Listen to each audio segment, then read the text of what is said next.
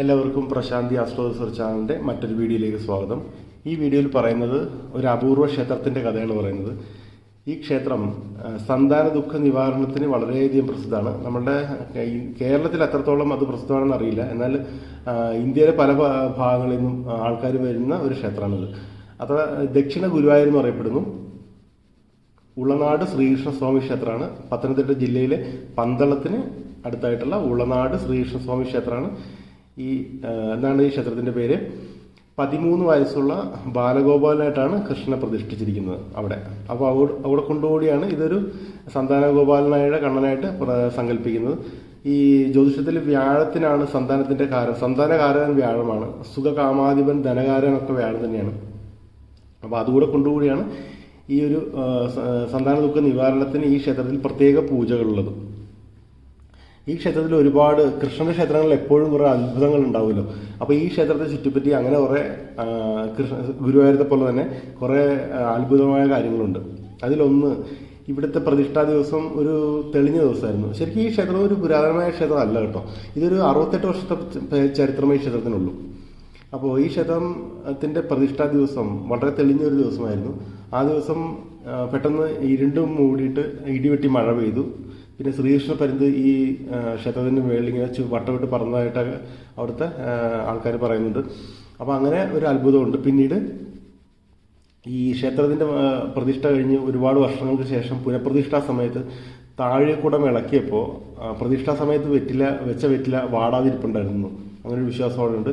പിന്നീട് വേറൊരു കാര്യം, അവിടുത്തെ ഗണപതി, ഈ ക്ഷേത്രത്തിലെ ഗണപതിക്ക് നാളികേരം ഉടച്ച് പ്രാർത്ഥിച്ചാൽ വിശേഷ ദിവസങ്ങളിൽ ക്ഷേത്രങ്ങളിൽ വിശേഷം നടക്കുന്ന ദിവസങ്ങളിൽ മഴ പെയ്യില്ല എന്നൊരു വിശ്വാസം കൂടിയുണ്ട്. അങ്ങനെ ഒരുപാട് വ്യത്യസ്തമായിട്ടുള്ള കാര്യങ്ങൾ ഈ ക്ഷേത്രത്തിലുണ്ട്. പിന്നെ വേറെന്ന് വെച്ചാൽ ഇവിടെ ഉറി കെട്ടുക എന്നൊരു വഴിപാടുണ്ട്. ഉറി കെട്ടുക, ഈ ഉറി കെട്ടുക എന്ന വഴിപാട് ഒരു വഴിപാടായി നടത്തുന്ന ക്ഷേത്രങ്ങൾ ലോകത്തിൽ തന്നെ വളരെ കുറവാണ്. അത് അങ്ങനത്തെ ഒരു ക്ഷേത്രമാണിത്. ആ ഒരു അത്യപൂർവമായ കാര്യമാണല്ലോ. ഉറി കെട്ടുക എന്നൊരു വഴിപാട് പല സ്ഥലങ്ങളിലും ഇല്ല.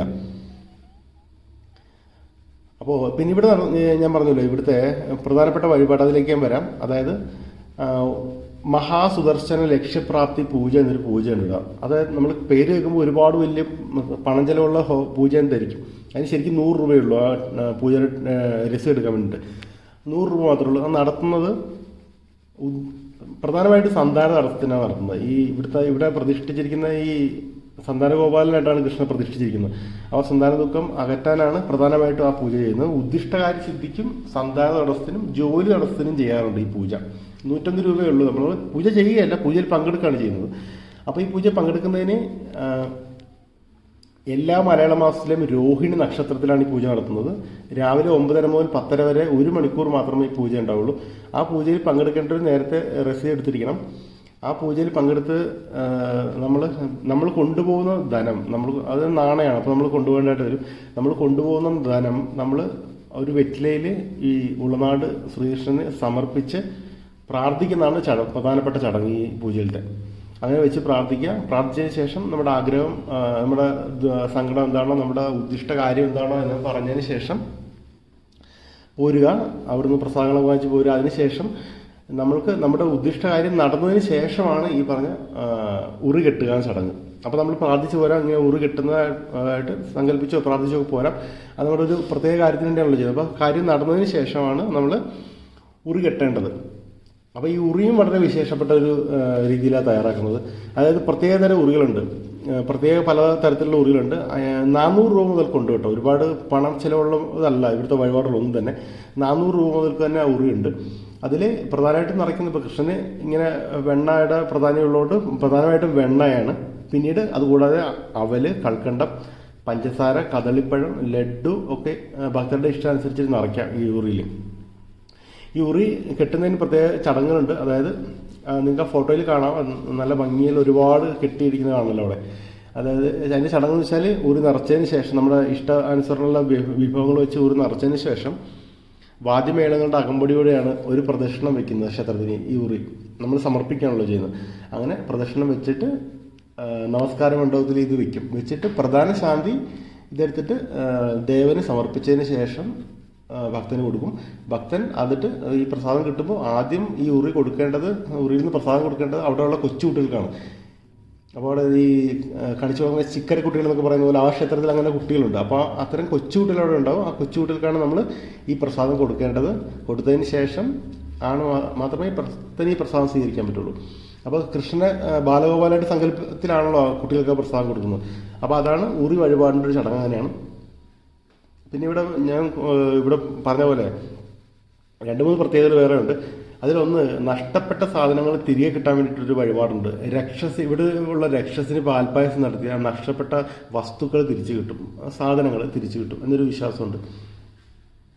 പിന്നെ വിശേഷ ദിവസങ്ങളിൽ ഇവിടുത്തെ ഉത്സവം കൂടാണ്ട് തന്നെ പിന്നെ കൃഷ്ണായണ്ട രോഹിണി, അഷ്ടമി രോഹിണി, ചിങ്ങമാസത്തിലെ തിരുവോണം, വിനായക ചതുർത്ഥി, ആയില്യം പൂജ ഒക്കെ ഇവിടെ വിശേഷപ്പെട്ട ദിവസങ്ങൾ തന്നെയാണ്. വർഷത്തിൽ ഏകദേശം 9 മാസവും ഇവിടെ എന്തെങ്കിലും വിശേഷമായിട്ടുള്ള പൂജകൾ ഈ ക്ഷേത്രത്തിലുണ്ടാവും. ഇതിൻ്റെ ഈ ഒരു കുറേയധികം പ്രത്യേകതകൾ കൊണ്ട് ഭക്തരൊക്കെ ഒരുപാടുള്ളത് കൊണ്ടും കൂടിയായിരിക്കണം അങ്ങനെ ഏകദേശം എല്ലാ മാസവും എന്തെങ്കിലും വിശേഷങ്ങളുണ്ടാവും, വർഷത്തിൽ 9 മാസമൊക്കെ. അങ്ങനെയാണ് ഇതിൻ്റെ പ്രത്യേകതകൾ.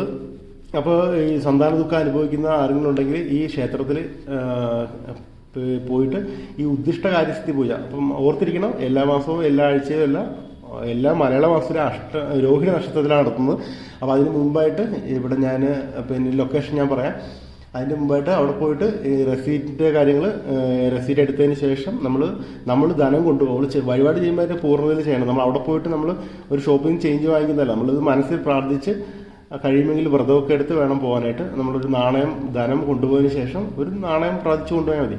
അത് വെറ്റില വെച്ച് പ്രാർത്ഥിക്കുക എന്നുള്ളതാണ് ഈ പൂജയിലെ പ്രധാനപ്പെട്ട ചടങ്ങ്. അപ്പോൾ ആ ചടങ്ങ് ആ രീതിയിൽ തന്നെ ചെയ്യണം. നമ്മളൊരു വഴിപാട് ഇതൊരു പ്രാർത്ഥന ചെയ്യുമ്പോൾ അത് നമ്മൾ മനസ്സർപ്പിച്ച് ചെയ്യുമ്പോഴാണ് അതിനൊരു ഫലം ഉണ്ടാകുന്നത്. നമ്മളങ്ങനെ ഒരു 100 രൂപയിൽ നമ്മൾ പോയിട്ട് അവിടെ നിന്ന് വാങ്ങിച്ച് ചെയ്യുമ്പോൾ അതിന് ഗൗരവം നമ്മൾ കൊടുക്കുന്നുള്ളതാണ് മനസ്സിലാക്കേണ്ടത്. അപ്പോൾ അങ്ങനെ കൃത്യമായിട്ട് അത് ചെയ്യാൻ വേണ്ടി ഇങ്ങനെ ഉള്ള ആൾക്കാർ ശ്രമിക്കുക.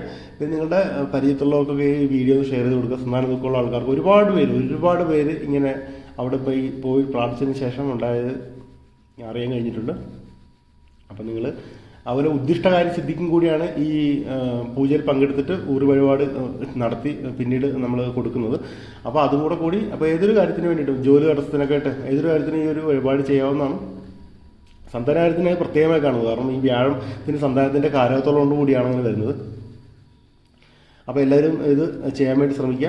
ഒരിക്കലും ഈ ക്ഷേത്രം സന്ദർശിക്കുകയും ചെയ്യും. ഒരുപാട് പ്രത്യേകതകളുള്ള ക്ഷേത്രമാണെന്ന് പറഞ്ഞല്ലോ. അവിടുത്തെ രക്ഷസ് കളഞ്ഞുപോയ സാധനങ്ങളിൽ വഴിപാട് സമർപ്പിച്ച് തിരിച്ചു കിട്ടും. അങ്ങനെ അവിടുത്തെ ഗണപതിക്കൊക്കെ പ്രത്യേകതകളുണ്ട്. അപ്പോൾ എന്തായാലും നിങ്ങളൊക്കെ ഈ ക്ഷേത്രത്തിൽ പോകാൻ വേണ്ടി ശ്രമിക്കുക. ഞാൻ ഉറി കെട്ടുന്നതിന് ഒരുപാട് ചിലവുകളുണ്ട് കേട്ടോ. 400 രൂപ മാത്രമേ ഉള്ളൂ ഉറി കെട്ടുന്നതിന്. 400 രൂപയാണ് ചിലവ്. അത് 1500 രൂപ വരെയുള്ള പലതരത്തിലുള്ള ഉറികളുണ്ട്. അല്ലാതെ നമ്മൾ കാര്യം ഉദ്ദിഷ്ട കാര്യം സാധിച്ചതിന് ശേഷമാണ് പ്രത്യുപകാരമായിട്ട് നമ്മൾ കൊണ്ട് കൊടുക്കുന്നത്. പലരൊക്കെ അവിടെ സന്താനം ഉണ്ടാക്കി കഴിയുമ്പോൾ അവിടെ കൊണ്ട് ചോറ് കൊടുക്കുന്നതായിട്ടൊക്കെ അറിയാം. അങ്ങനെയൊക്കെ ചെയ്യാം. അതൊക്കെ ഓരോരുത്തരുടെ ഇഷ്ടത്തിനനുസരിച്ചിട്ട് നമ്മൾ പ്രത്യുപകാരം എന്താണെന്ന് വെച്ചാൽ പ്രാർത്ഥിച്ച് വഴിപാട് ചെയ്യാവുന്നതാണ്. അപ്പോൾ ഈ ക്ഷേത്രം വരുന്നത് പത്തനംതിട്ട ജില്ലയിലെ പന്തളം ടൗണിനടുത്തുള്ള പന്തളത്തിൽ നിന്ന് ഏകദേശം ഒരു 6.5 കിലോമീറ്റർ, പന്തളം കൊട്ടാരത്തിൻ്റെ അടുത്ത് നിന്ന് ഒരു 5.5 കിലോമീറ്റർ ദൂരത്തിലാണ് ഈ ക്ഷേത്രം ഉള്ളത്. അപ്പോൾ എല്ലാവരും അവിടെ പോകാനായിട്ടൊന്ന് ഒരിക്കലെങ്കിലും പോയി സന്ദർശിക്കാൻ ശ്രദ്ധിക്കുക. പിന്നെ നിങ്ങളുടെ പരിചയത്തിലൊക്കെ സന്താന തടസ്സമുള്ള ആൾക്കാർക്കോ എന്തെങ്കിലും പ്രത്യേക നഷ്ടപ്പെട്ട വസ്തുക്കൾ തിരിച്ചിടാൻ ആഗ്രഹിക്കുന്നവർക്കോ ഒക്കെ ഇതൊന്ന് ഷെയർ ചെയ്ത് കൊടുക്കുക. അപ്പോൾ നിങ്ങൾ പ്രശാന്തി അസ്ട്രോ റിസർച്ച് ചാനൽ ഇതുവരെ സബ്സ്ക്രൈബ് ചെയ്തിട്ടില്ലെങ്കിൽ ഒന്ന് സബ്സ്ക്രൈബ് ചെയ്യുക, ഷെയർ ചെയ്യുക.